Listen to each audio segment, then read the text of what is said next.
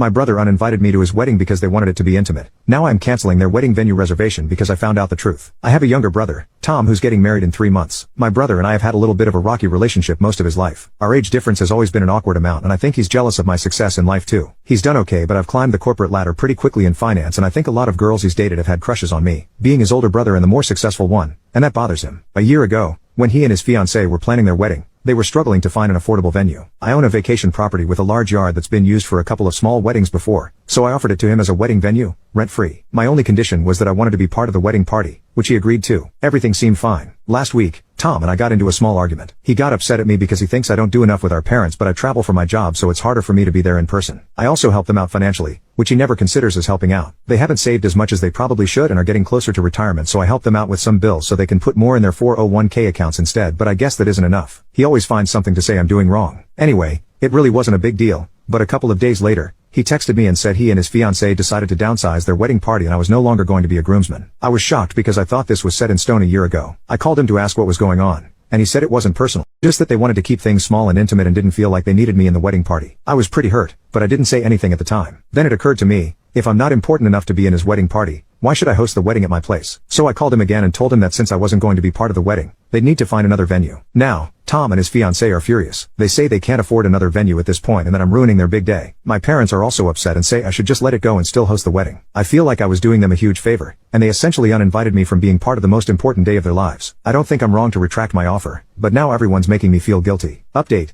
I was having a hard time believing my brother when he told me they were downsizing the wedding party just to make it more intimate, but that's all he kept saying when I would ask for the real reason. I told my brother I wanted to talk to him. He wasn't responding to me, so I said I wanted to talk to him about potentially letting them still use my vacation house. Not totally the truth, but it seemed like a good way to get him to talk. He finally responded but said I couldn't come over. He would only meet me somewhere public, which seemed weird. We ended up meeting at a bar late last night that I like near my place, and I straight up just asked him why he was really kicking me out of his wedding and I would only consider letting them use my vacation house if he told me the truth. He was getting pretty fidgety and looking away from me and finally told me the truth. Apparently his fiancée heard that I may do a bit of coke here and there for fun, and she told him that she didn't want to see our cat in her wedding. He said he actually kind of agreed with her and was disappointed in what I was doing. I told him if I'm too much of a CR kid to be there, then they really shouldn't want to use a crackhead's house for their wedding, and I left. I don't really see how it impacts them what I do in my free time, but I really don't care to be there now if that's what they think of me. I haven't said a word to him since then, but I'm guessing I won't be hearing from him again soon.